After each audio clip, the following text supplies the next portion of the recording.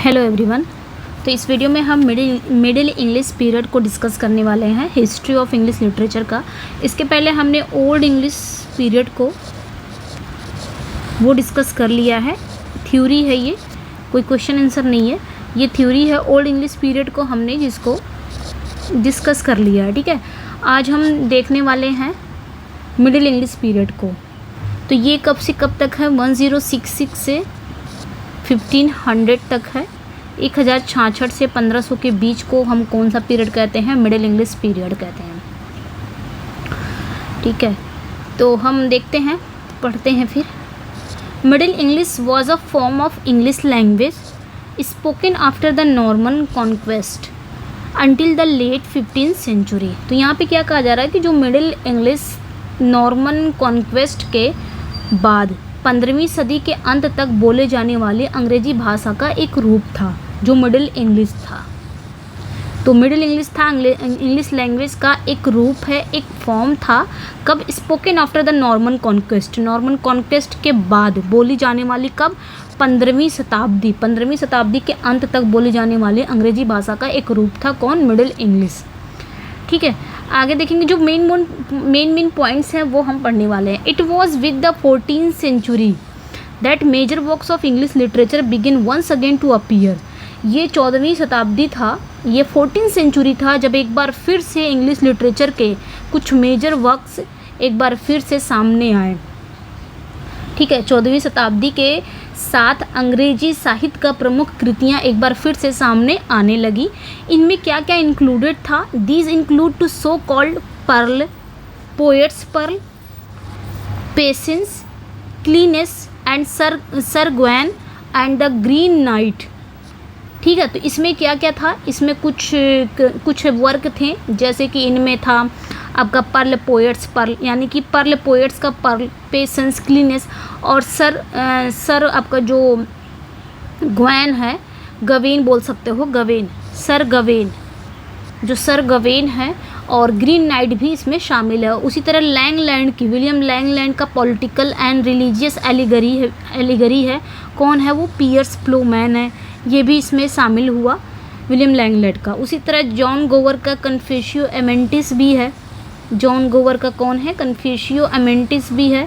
उसी तरह and the works of Geoffrey Chaucer का वर्क है, the most highly regarded English poet of middle ages. तो यही इंपॉर्टेंट हो जाता है।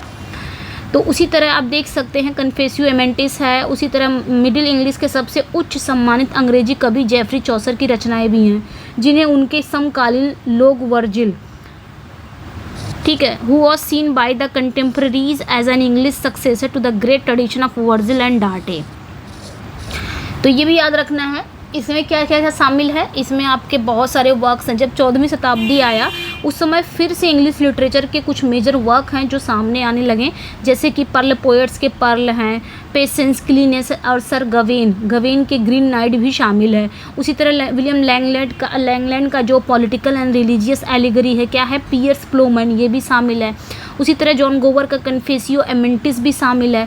उसी तरह आप देख सकते हैं जो मिडिल इंग्लिश के सबसे उच्च सम्मानित अंग्रेजी कवि हैं, जेफरी चौसर की भी वर्क इसमें शामिल है, जिन्हें उनके समकालीन लोग वर्जिल एंड डार्टे के महान परंपरा के अंग्रेजी उत्तराधिकारी के रूप में देखते थे। तो वर्जिल एंड डार्टे क्या करते थे? ये देखते थे, ये याद रखना है, ठीक है, ठीक है। उन्हीं के समकालीन थे डार्टे एंड वर्जिल, किसके? जेफरी चौसर के। अब यहाँ पे बताया गया है जेफरी चौसर का कब से कब है, कब से 1340 में इनकी मतलब ये पैदा होते हैं, 1400 में इनकी डेथ हो जाती है।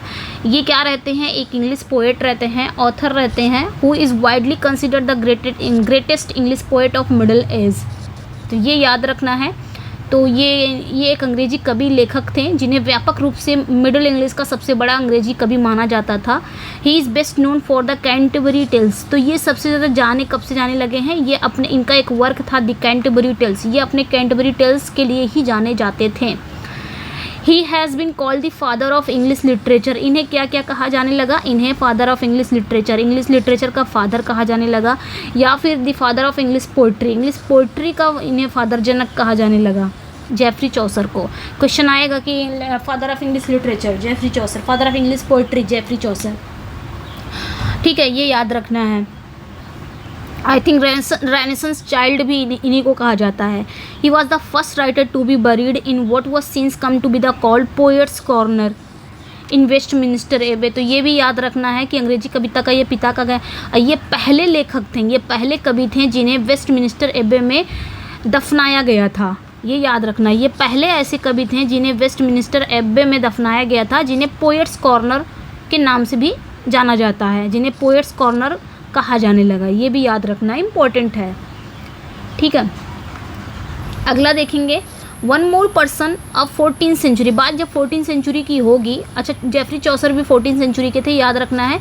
बात जब 14th सेंचुरी की होगी तो हम एक नाम और भी लेंगे, भूलना नहीं है, इज़ वर्थ मेंशनिंग हेयर। तो ये चीज़ें याद रखनी है कि 14वीं शताब्दी के एक और व्यक्ति का जिक्र करना ज़रूरी है, जैसे कि जॉन वाइक्लिफ हो गए।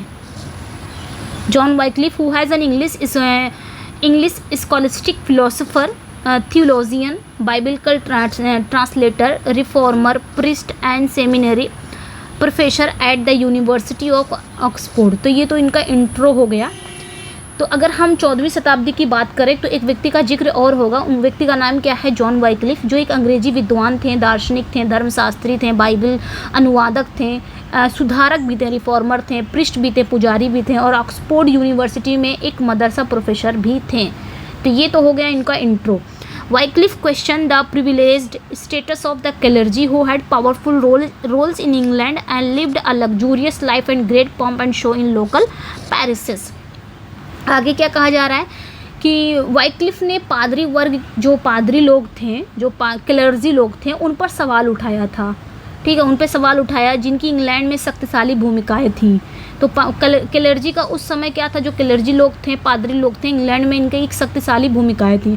वे स्थानीय पल्लियों में बड़े धूमधाम और दिखावे के साथ बड़े ही विलासितापूर्ण जीवन जीते थे। कौन? ये क्लर्जी मैन जो होते थे। ठीक है, वाइक्लिफ को न्यू टेस्टामेंट, आगे देखेंगे, वाइक्लिफ को इन्होंने इस पे सवाल कर दिया था, किस पे क्वेश्चनिंग किया था? क्लर्जी मैन के लोगों पर क्वेश्चनिंग कर लिया था। आगे देखेंगे, Wycliffe is credited with the translation of new testament. तो ये याद रखना है, विच वॉज बेस्ड ऑन वल्गेट। तो ये भी याद रखना है कि जो वाइक्लिफ है, वाइक्लिफ को न्यू टेस्टामेंट के अनुवाद का श्रेय दिया जाता है कि न्यू टेस्टामेंट को ट्रांसलेटर कौन है, मतलब इसका श्रेय किया जाता है कि न्यू टेस्टामेंट का जो ट्रांसलेटर हुआ है उसका श्रेय किसको जाता है? वाइक्लिफ को जाता है। और जो किस पे बेस्ड था? वल्गेट पे बेस्ड था। ये भी याद रखना है, जो किस पे आधारित था? वल्गेट पर आधारित था। Wycliffe was dismissed from the university of Oxford in 1381 for criticism of Roman Catholic church. तो इन्होंने क्या किया था? रोमन कैथोलिक चर्च की क्रिटिसिज्म की थी, उनकी आलोचना की थी, जिसके कारण इन्हें ऑक्सफोर्ड यूनिवर्सिटी से 1381 में डिसमिस कर दिया गया था, बर्खास्त कर दिया गया था, निकाल दिया गया था, क्योंकि इन्होंने रोमन कैथोलिक चर्च की क्रिटिसिज्म किया था, उनकी आलोचना की थी। तो ये याद रखना है। ही रैन अ मूवमेंट नोन एज लोलार्डिज्म या फिर लोलार्ड मूवमेंट। तो फिर इन्होंने एक मूवमेंट निकाला, ये भी याद रखना है। इन्होंने एक आंदोलन चलाया जिसे लोलार्डिज्म भी कहा जाता है, ये लोलार्ड मूवमेंट भी कहा जाता है। मतलब ये जो आंदोलन है ये लोलार्डिज्म या लोलार्ड मूवमेंट के नाम से जाना जाने लगा। The Lollards demands were primarily for a reform western Christianity. जब ये मूवमेंट आया, ये जो मूवमेंट है, ये जो आंदोलन ये चलाया गया लोलार्डिज्म, लोलार्ड मूवमेंट, तो इसमें मांगे क्या थी? लोलार्ड्स की मांगे क्या थी? मुख्य रूप से जो वेस्टर्न क्रिश्चियनिटी धर्म में सुधार किया जाए। इनकी मांग ये थी कि जो वेस्टर्न क्रिश्चियनिटी है उसमें सुधार, मुख्य रूप से उसमें सुधार के लिए इनकी मांगे थी कि उसमें सुधार की जाए। ठीक है, ये याद रखना है। यहाँ पे कुछ नोट है, इसको ध्यान देते हैं। क्या है? Norman conquest was 11th century invasion and occupation of England by an army made of Normans, Bretons, Flemish and men from other French provinces, all led by the duke of Normandy, later styled William the Conqueror. तो ठीक है, इसको समझते हैं कि Norman conquest जो हुआ था वो 11 यानी कि 11वीं शताब्दी नॉर्मन, ब्रिटेन, फ्लेमिश और अन्य फ्रांसीसी प्रांत के लोग से बनी सेना द्वारा। नॉर्मन कॉन्क्वेस्ट में कौन कौन आता है? तो सबसे पहले ये जानेंगे, उसमें नॉर्मन्स भी थे, ब्रिटोन्स भी थे, फ्लेमिश भी थे और भी फ्रेंच प्रोविंस के कुछ लोग थे। इन सभी को मिला के नॉर्मन कॉन्क्वेस्ट एक सेना बनती है, ये याद रखना है। और सेना द्वारा इन्होंने क्या किया? इंग्लैंड पर आक्रमण कर दिया और कब्जा कर लिया। ठीक है। लेकिन इसको लीड किसने किया था, इसका नेतृत्व किसने किया था, तो ये भी याद रखना है। नॉर्मैंडी का राजा था, नॉर्मैंडी का ड्यूक था, नॉर्मैंडी का ड्यूक ने किया था इसका नेतृत्व। इस सेना का नेतृत्व किसने किया था, नॉर्मैंडी का ड्यूक, जिसे बाद में विलियम द कॉन्करर कहा जाने लगा। ये भी याद रखना है, जिसे बाद में विलियम द कॉन्करर कहा गया। और ये भी याद रखना है नॉर्मन कॉन्क्वेस्ट में कौन कौन से लोग आते हैं। जो ये एक सेना बनी थी, सेना में कौन कौन थे, नॉर्मन थे, ब्रिटॉन्स थे, फ्लेमिश थे, और भी फ्रेंच प्रोविंसेस के कुछ आदमी थे, ये बताना है। और इस सेना को लेड किसने किया था, नॉर्मैंडी का ड्यूक किया था। बाद में ये ड्यूक विलियम द कॉन्करर के नाम से जाना जाने लगा। ये जो term middle English literature refer to literature written in the form of the English language known as the middle English from the late 12th century until the 1470s। यानी कि आगे क्या कहा जा रहा है कि जो मिडिल इंग्लिश साहित्य शब्द का, यानी कि मध्य अंग्रेजी साहित्य शब्द का तात्पर्य क्या था, अंग्रेजी भाषा के रूप में लिखे गए साहित्य से ही था, जिसे मध्य अंग्रेजी के रूप में जाना जाने लगा, जो 12वीं शताब्दी के अंत से लेकर 1470 के दशक तक चला था ये। तो यहाँ पे इंपॉर्टेंट ये चीज़ें हो जाती हैं, आपने इसको याद रखना है। कौन कौन से थे नॉर्मन कॉन्क्वेस्ट में, कौन कौन से आते थे, किसने लीड किया था, बाद में क्या कहा जाने लगा, तो ये चीज़ें याद रखनी है। यहाँ पे मैं इम्पॉर्टेंट लिखना चाहूँगी क्योंकि ये इम्पॉर्टेंट है, ये जो फैक्ट है ये इम्पॉर्टेंट है, ठीक है। अगला देखेंगे हम, सबसे पहले देखेंगे दी बैटल ऑफ फुलफोर्ड। फुलफोर्ड की लड़ाई कब हुई थी, फुलफोर्ड का बैटल कब हुआ था। अच्छा, बैटल से रिलेटेड बहुत इंपॉर्टेंट हो जाता है कि बैटल कौन कौन सा कब कब हुआ था, तो ये सब मिडिल इंग्लिश पीरियड में हुआ था। और दी बैटल ऑफ फुलफोर्ड कब हुआ था, तो on 20 September 1066 the battle of ये हुआ था, इतना याद रखना है, एक ही में हो गया है। यानी कि 20 सितंबर 1066 पर बैटल ऑफ फुलफोर्ड हुआ था, ठीक है। 20 सितंबर 1066 को बैटल ऑफ फुलफोर्ड हुआ था। आगे देखेंगे द बैटल ऑफ हेस्टिंग्स, ये इंपॉर्टेंट है, बहुत इंपॉर्टेंट है, वैसे सभी इंपॉर्टेंट है। द बैटल ऑफ हेस्टिंग्स ये कब हुआ था, was fought on 14 October 1066 between the Norman French army of William the duke of Normandy and an English army under the Anglo Saxon king Harold Godwinson beginning the Norman conquest of England. तो हमने पढ़ा भी कि battle of Hastings में ही हुआ था, Norman conquest की विजय हो जाती है, उन्होंने इंग्लैंड पे अटैक कर देते हैं। तो ये सारी चीज़ें बैटल ऑफ हेस्टिंग्स, इस लड़ाई का क्या नाम दिया गया, बैटल ऑफ हेस्टिंग्स नाम दिया गया। तो बैटल ऑफ हेस्टिंग्स तब हुआ था 14 अक्टूबर 1066 में हुआ था। किसके बीच में हुआ था, तो नॉर्मन फ्रेंच आर्मी थे, किसके आर्मी थे, ये विलियम द कॉन्करर, जो नॉर्मैंडी का ड्यूक था, जिसे बाद में विलियम द कॉन्करर, इन्हीं की आर्मी थी। और क्या क्या आर्मी में था अभी हमने पढ़ा ऊपर, ये था। और किसके बीच हो रहा था, एंग्लो सैक्सन के बीच में हो रहा था। एंग्लो सैक्सन जो आर्मी थी उसके बीच में था, उसका किंग कौन था, हैरोल्ड गॉडविंशन था। इनके बीच में बैटल ऑफ लड़ाई हुई थी, उस युद्ध को कहा जाता था द बैटल ऑफ हेस्टिंग्स, ये याद रखना है, ठीक है। बाद में क्या हुआ, जिससे इंग्लैंड के नॉर्मन कॉन्क्वेस्ट की शुरुआत हो गई, जब भाई इनको हरा दिया गया, एंग्लो सैक्सन को हरा दिया गया। एंग्लो सैक्सन पहले थे, इंग्लैंड पे राज कर रहे थे, लेकिन जब हरा दिया गया तो उसके बाद नॉर्मन कॉन्क्वेस्ट आ गए। तो यहाँ से ही शुरुआत, द बैटल ऑफ हेस्टिंग के बाद नॉर्मन कॉन्क्वेस्ट की इंग्लैंड पे शुरुआत हो गई थी, ये याद रखना है। आगे देखेंगे the battle of Hastings is 1066 establish Norman domination and heralded the end of Anglo Saxon phase of English history. तो आगे कहा जा रहा है कि 1066 में क्या हुआ था, हेस्टिंग की लड़ाई ने नॉर्मन प्रभुत्व को स्थापित किया और अंग्रेजी इतिहास के एंग्लो सैक्सन के चरण के अंत की शुरुआत की। यानी कि 1066 में ही क्या हो गया था, बैटल ऑफ हेस्टिंग्स में नॉर्मन की शुरुआत हो गई थी, यानी कि इनका डोमिनेशन चालू हो गया था और एंग्लो सैक्सन का अंत हो गया था, यहीं पे ये चीज़ कह रहा है। नेक्स्ट वन पे आएंगे, द प्रोनाउंसिएशन। अच्छा, जब ये लोग आ गए, नॉर्मन कॉन्क्वेस्ट आ गए, उसके बाद क्या क्या बदलाव हुआ, the pronunciation of English change and grammar became simple with some extent incorporation of a few French structure। तो जब ये नॉर्मन कॉन्क्वेस्ट आ गया तो क्या क्या चेंज होने लगा, तो अंग्रेजी का जो उच्चारण था, उसमें अंग्रेजी का उच्चारण जो था, जो उनका प्रोनाउंसिएशन था, वो बदल दिया गया। और कुछ हद तक फ्रांसीसी संरचना के समावेश के साथ व्याकरण क्या कर दिया गया, ग्रामर को सरल बना दिया गया, ये याद रखना है। ये कुछ फैक्ट है, क्या क्या चीज़ें हुई थी।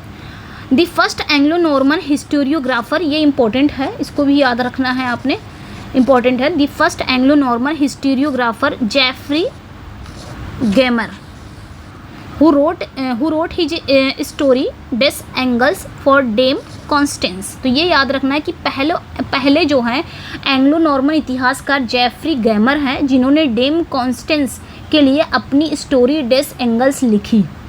तो ये याद रखना, ये इनका वर्क है। डेम कॉन्स्टेंस के लिए इन्होंने अपना एक वर्क लिखा था, स्टोरी डेस एंगल्स। किसका था? जेफरी गैमर का था। ये कौन थे? ये एंग्लो नॉर्मन हिस्टोरियोग्राफर थे, पहले थे, ये इंपॉर्टेंट है। तो ये भी याद रखना है, ये पहले एंग्लो नॉर्मन इतिहासकार थे जिनका नाम था जेफरी गैमर, जिन्होंने डेम कॉन्स्टेंस के लिए अपनी स्टोरी डेस एंगल्स लिखी। नेक्स्ट पे आएंगे, Adam is generally considered to be an Anglo-Norman mystery of 12th century and was probably written in France at the beginning of 13th century। तो यहाँ पे क्या कहा जा रहा है? एडम को आमतौर पर 12वीं शताब्दी का एंग्लो नॉर्मन रहस्य माना जाता है। एडम ये याद रखना है, एक वर्ड है एडम। एडम को क्या माना जाता है? आमतौर पर 12वीं शताब्दी का एंग्लो नॉर्मन रहस्य माना जाता है, और ऐसा भी कहा जाता है प्रोबेबली 13वीं शताब्दी की शुरुआत में फ्रांस में लिखा गया था। तो ये याद रखना है। नेक्स्ट पे आएंगे, वैसे मैं सभी पढ़ा दे रही हूँ, जो इम्पोर्टेंट नहीं है वो भी है, ताकि आपको पूरा, आपके पास एक प्रॉपर पूरा नॉलेज रहे। ठीक है, आगे देखेंगे हम। The Norman conquest of effectively eliminated upper class patronage of Old English secular poetry and prose and gradually supplanted it with a new literary culture. आगे क्या कहा जा रहा है कि जो नॉर्मन विजय थे, यानी कि नॉर्मन कॉन्क्वेस्ट ने जो पुराना था, पुरानी अंग्रेजी धर्मनिरपेक्ष कविता और गद्य की उच्च वर्ग की संरक्षण को प्रभावी ढंग से समाप्त कर दिया था। तो नॉर्मन कॉन्क्वेस्ट ने क्या क्या किया था, यानी इन्होंने जो पुराने ओल्ड इंग्लिश के जो धर्मनिरपेक्ष कविता होती थी, जो गद्य होते थे, उसके उच्च वर्ग के संरक्षण को प्रभावी ढंग से समाप्त कर दिया था।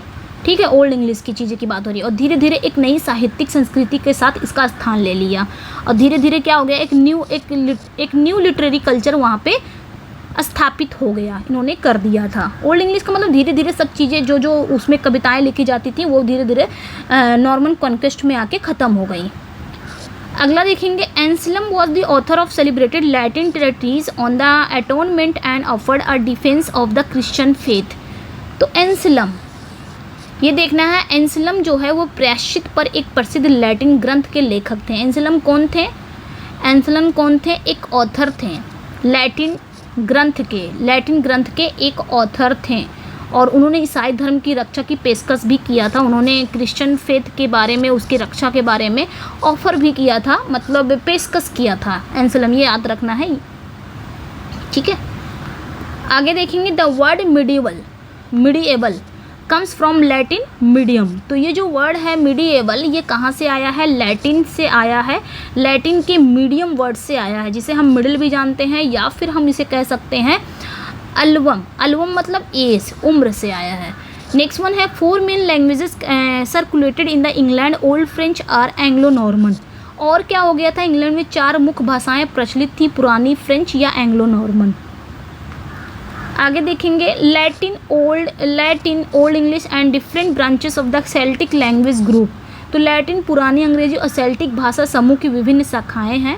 एंड नेक्स्ट है, William Caxton set up a printing press into England in 1476। तो विलियम कैक्सटन ने प्रिंटिंग प्रेस स्थापित किया था इंग्लैंड में, कब? 1476 में किया था, और वो पहली बुक थी जिसे प्रोड्यूस किया गया था वहाँ पे, एन एडिशन ऑफ चौसर की कैंटरबरी टेल्स। कहा जाता है कि चौसर की कैंटरबरी टेल्स वो पहली बुक थी जहाँ पे उसे प्रोड्यूस किया गया था विलियम कैक्सटन। तो ये भी इम्पोर्टेंट हो जाता है कि विलियम कैक्सटन ने 1476 में इंग्लैंड में एक प्रिंटिंग प्रेस की स्थापना की थी। वहाँ जो पहली पुस्तक तैयार की गई थी वो चौसर की द कैंटरबरी टेल्स का एक एडिशन था, ये याद रखना है। कहीं कहीं थॉमस मैलोरी भी आता है, तो ये चीज़ें आपने याद रखनी है। ठीक है, पहली वो किताब थी, वहाँ जो पहली पुस्तक तैयार की गई थी वो चौसर की द कैंटरबरी टेल्स का एक एडिशन था। ठीक है, तो इतना ही रखते हैं। और नेक्स्ट में हम देख सकेंगे कि नॉर्मन कॉन्क्वेस्ट का इम्पैक्ट क्या पड़ा इंग्लैंड पे। उसके बाद फिर हम एलिजाबेथन एरा पढ़ेंगे। ठीक है, तो कैसा लगा अपना फीडबैक ज़रूर दीजिएगा। इसका PDF चाहिए तो मेरे व्हाट्सअप एंड टेलीग्राम पे जुड़ जाइएगा, वहाँ पे इसका PDF मिल जाएगा। PDF अभी नहीं, जब पूरी तरह से कंप्लीट हो जाएगा तब आपको PDF मिल जाएगा। ताकि आप इसको अच्छे से थ्योरी पढ़ सकते हैं, ठीक है। और फर्स्ट टाइम मेरे चैनल को जो वॉच कर रहा है, चैनल को सब्सक्राइब कर लें, वीडियो को लाइक एंड शेयर ज़रूर कर दें। मिलते हैं नेक्स्ट वीडियो में। Thank you for watching. अपना फीडबैक ज़रूर दीजिएगा। Bye bye.